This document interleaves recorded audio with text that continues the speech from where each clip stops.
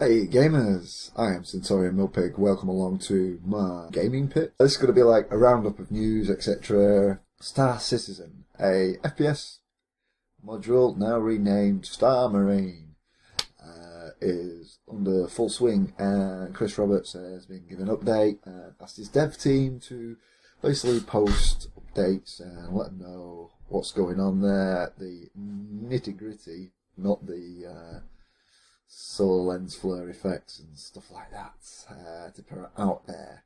So head over to the Robert Space Industries website, check out, see what progress is going on there. I've not played, but yeah, I did some videos about a month ago when they did a few of the game ship free plays that I've yet to edit and upload, so look forward to that coming this way. Elite Dangerous, sticking to the space scene. Now, recently that's just come out on Mac, which is good news for Mac owners, and also about the last few weeks it was released on Steam. So those who prefer to use Steam as their gaming platform of choice can download it, buy Elite Dangerous from there. And good news to all those existing ones who were thinking, sucking sour grapes because they've already bought Elite Dangerous and they want to double down. Don't bother, because a recent update says that the Elite Dangerous owners all will receive Steam keys, so just be patient. Talking about gaming platform clients, GOG have released their, what's it called? Galaxy client. Yes, got it there running in the background. Running their Galaxy client there. It was in alpha and is now becoming open alpha or open beta, or just solely released, so you can just head over to gog.com. So what else is coming out? Well, we've got Project Cars, which has been released for pretty much all formats other than handheld gaming formats in next gen. So what's that? Xbox One, PlayStation 4, even the Wii has got a release, and of course a good old PC. So if you're into your simulation games, reviews have been good so far. I just saw the one on Eurogamer.net, which is recommended rating, and the graphics look good, and it's some of the stuff they've talked about is that this is actually more proper simulation. So unlike like the Toka racing game, stuff like that, where the AI drivers play up for you, accidentally crash when you're in view, or like to ram you. In Project Cars, the AI drivers believe in a no-touch situation and will try and avoid touching you, try and ram past you and stuff like that, which is good. With Project Cars, even though it's got very good ratings so far, success, there seems to be some bugs with it.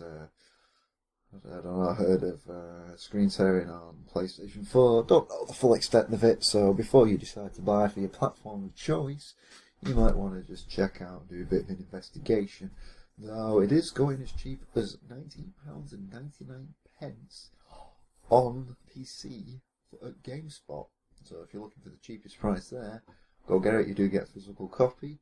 Next cheapest is CD keys, where you can get the digital copy for that one to download of it, but even if you get the physical copy, it's still the digital edition because it's downloaded through Steam anyway. Go figure. Anyhow, we've got Goat Simulator. We've got DLC edition released for Goat Z, a play on Daisy, which is a zombie survival simulation, and the developers quote that they are the only game that is not in Steam Open Access, which is a zombie survival game, so credits to them, guys. But that's going fairly cheap if you don't got Goat or Goat Simulator or Goat Z. It is on sale on Steam for around £6 at the moment. So that's covering some of the current releases this week that I know about. No doubt there'll be a lot more out there, but either off my radar or just not interested in them. What we do have is a bit of a article on DirectX 12 by Digital Foundry from the folks at Eurogamer.net. and they have done some investigation with that with Windows 10. Don't ask where Windows 9 went, because DirectX 12 is with Windows 10, and they did some investigation between AMD and NVIDIA for benefits, and one of those benefits is that where you've got the SLI and Crossfire, DirectX 12 supports that out of the box, so you don't need to use their drivers, and because it's supported directly through the API and the wrappers and directly accessing the hardware, we don't have to rely on the SLI and Crossfire fudges in order to get the two graphics cards to work together. So you're going to have huge performance benefits there. Now, they did a investigation the other week on with AMD and Intel, looking at whether or not they could do like gaming on the cheap. And what they did is they did a little investigation between graphics cards on i5, i3 processors, and what they noticed with is that what Intel with their lower end graphics cards ranges, they actually did quite well, but AMD lost quite a lot of performance when we swapped the processors down, and they found out basically that was a driver issue through AMD, and AMD are aware of it and just keep telling Digital Foundry that they are working on it, but you get a huge chunk of your performance lost if you're on a lower Intel processor machine. And the one thing they also found out, which was quite ironic, is that AMD graphics cards are better suited for Intel processors, and NVIDIA graphics cards are better suited to AMD processors, which is ironic somehow there. Don't know why that is the case, it just is. So yeah, read the Digital Foundry article on DirectX 12 and how that's going to be the game changer for your graphics cards. And I'm sure you don't want to be rushing out there buying two graphics cards now, because you're going to want the DirectX 12 integration, which NVIDIA apparently say yes, their top of the range graphics cards will support, but how good is that support going to be? You want to wait, give it a while, because DirectX 11 is going to be lasting at least a year or two before DirectX 12 starts coming out of the woodwork and being beneficial. Just like when DirectX 11 came out, it took over a year before developers started using it to any good extent. Back on to GOG. Green Man Gaming and GOG are in a bit of a dispute or fuss with each other, where GOG are recommending that gamers do not buy the Witch-free digital keys from Green Man Gaming. Now, the reason why is because they say that Green Man Gaming are not buying the keys directly from GOG. Now, Green Man Gaming responded back and said, we are actually buying keys from the retailers who are buying the keys from GOG directly. So there shouldn't be any concern with GOG as to Green Man Gaming selling the keys, because GOG are still getting their money, and Green Man Gaming are the ones who are taking a hit in selling Witcher 3 at a discounted price. So, a bit of dispute there, though recently GOG were selling Witcher 3 at an extremely high price on their platform in relation to, say, Ukraine, where they, if we was to convert it into pounds, was around £10. So you could either pay something like £39.99 or buy it from the Ukraine for £10. Now, GOG have, say, one fair price scheme, and they say they will refund the difference because they want to keep the prices fair, but the price difference you get in buying The Witcher 3 is only a few pounds. And as a result of this, people who have bought the Ukraine version using a proxy have had their transactions revoked, so they're unable to buy The Witcher 3 in their accounts. And that's based on the discretion of GOG, who identify accounts as being, well, hang on a minute, they've bought their games from this country, and now they've just picked it up from Ukraine, so no, we're not going to allow that sale, and we're going to cancel the transaction. Yeah, so rightly or wrongly, that's the way they're doing it. Are GOG loving their customers? I'll let you decide. Green Man Gaming in the right or the wrong? I'll let you decide, though I don't hear GOG complaining about CD keys or GTA or any other third-party websites which are selling Witcher 3 CD keys for around £15 to £20 themselves. So in case of a bit of a priority selection there.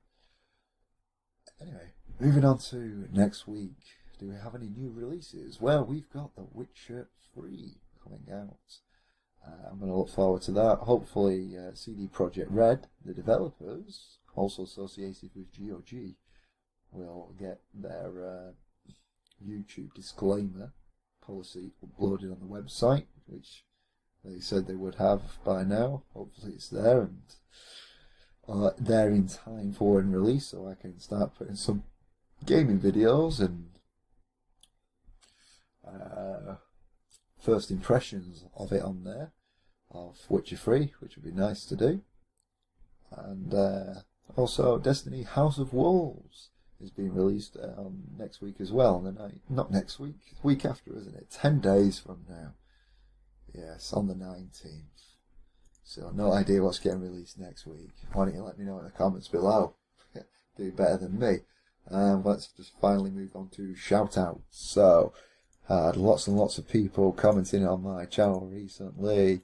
So who do we have? I've lost my comments page. So we've got Jixty, who said, GR8, M8, I R8, H-8.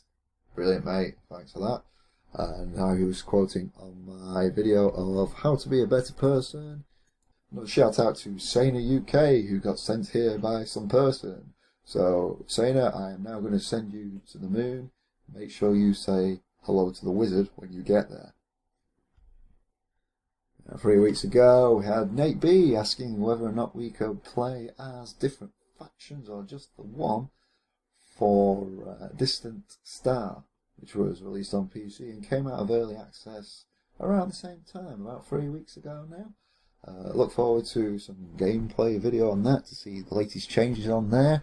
It is a bit further along now from version 1.0, so just stay tuned for that. We'll see how the game gets on and see how far I get through in a single life, shall we say, since it's a case of roguelike gameplay like RTL. Yep. So once you're dead, you're dead. I'll look forward to that. I'll just give it an honorary shout out to This Is Blaine's YouTube channel, a YouTuber who enjoys doing survival games, currently doing Resident Evil series at the last check. Splain has returned to the scene after taking a bit of a hiatus out there, so I hope all is well with you, Splain, and good luck in you moving on with your YouTube channel. Best of luck. Moving on to Twitter, let's give a few shout outs to Pituitary-specific, a fellow YouTuber who's followed me. Appreciate the follow. Hope it's not a follow for a follow though, because I do not do that. We've got James B. Fudge, who's Blues News. Thanks for those retweets there, guys. Much appreciated. We've got Taylor Ayrton replying to a comment I put onto Boogie2988, saying, funny you mentioned that one of their mods is called the Penis Wizard. Well, why am I not surprised from that? Okay, yes. Oh, Louis Proctor, head or the only sole manager of Savvy Gamer, enjoying his working in some very tropical island. He's a pragmatist, and his glass is always at 50% capacity. Good stuff, Louis. But just remember, you can always buy one more from the bar. More shout-outs to Jelly Goods for favouriting a retweet I've given. The Games Network. Ooh, thanks for following me. More Fire Games. Ooh, Georgian Kitlighter added me to the list of gamers. Yes, I'm a gamer. Mobile External retweeted my retweet on Shallow Space for Alpha for $15. Yeah, Shallow Space developers, shout out to these guys.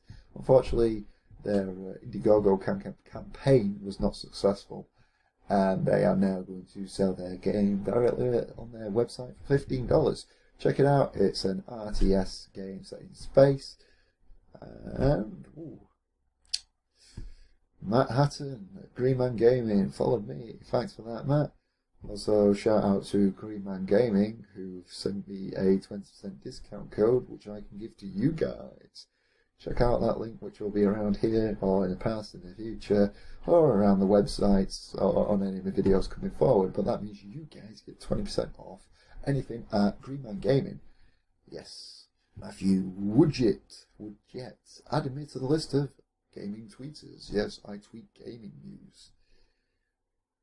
Galaxy Haze favorited my response B, which was to do with his adverts. He's actually doing a space-based game in which you're some sort of pirate and you go around hijacking ships. So go check out at SpaceBirdDev on Twitter. Zero Sum favorited my comment. It's all about the Gold Press Platinum. I think that was a quote of Captain Picard in a position, and Star Trek fan wanted us to make a comment on there. And we got lots more, but hey, thanks to the Games Network for following me as well. Ooh, and one more shout out for Juxty for liking my video of how to be a better person. And he made a comment, wow, 20 days after the fact. Thanks for remembering me, Juxty. You guys, hope you enjoyed it, and for those who stuck around to the very end of this video, well done guys. Here's a 20% off voucher from Green Man Gaming that I'm just going to stick here, and you just need to type it in there, and maybe there's an affiliate link in there that I've managed to be able to figure out, and down there in the description below. Click on that so they know that people are coming to them through me. Like and subscribe for more content coming your way. Until next time guys, game safe. Bye for now.